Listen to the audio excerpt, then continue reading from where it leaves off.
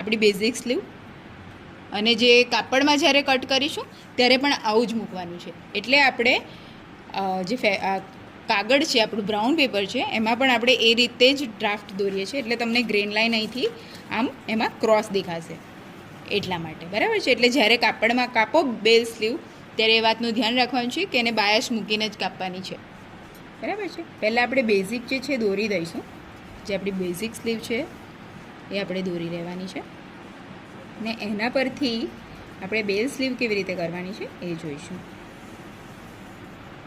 બરાબર છે. આપણી આ બેઝિક સ્લીવ દોરાઈ ગઈ છે. હવે બેઝ સ્લીવ જે છે એમાં શું કરવાનું છે, એમાં જે આમ હોલનો પોઈન્ટ છે, બરાબર છે, આ જે પોઈન્ટ છે આ તો આપણે એક્સટેન્ડ કરીશું જ. અહીંયા બોટમ એક્સટેન્ડ કરી દઈશું. પહેલાં આપણે જેટલું એક્સ્ટ્રા લેવું હોય એટલું લઈ શકીએ છીએ. તો આપણે અહીંયા 1.5 ઇંચ જેવું એક્સ્ટ્રા સાઈડમાં લઈએ છીએ. જે આપણો અહીંયા પોઈન્ટ પૂરો થાય છે, અહીંયા એવું હોય તો આવી રીતના તમે માર્કિંગ કરી શકો છો, જેથી તમને ખબર પડે કે આ આપણો એન્ડ પોઈન્ટ છે અહીંયા આર્મ હોલનો, બરાબર છે.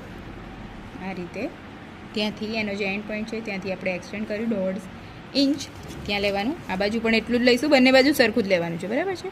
1.5 ઇંચ તો એને પણ અહીંયાથી આપણે આવી રીતે કરી લઈશું. એટલે કે આ જે બોટમનો ભાગ છે એને આપણે પહોળો કર્યો છે થોડો. એટલે બોટમ જે છે આપણે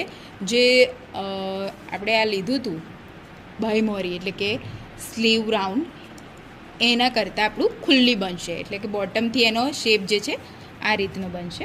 જોઈ શકો છો તમે, આપણી બેઝ સ્લીવ છે આ રીતનો બનશે. નીચેથી આ જે છે બોટમ આપણી બેઝિક સ્લીવ છે, જેમાં આપણું સ્લીવ રાઉન્ડ છે એની જોડે, એટલે કે આપણો જે માપ છે એ પ્રમાણે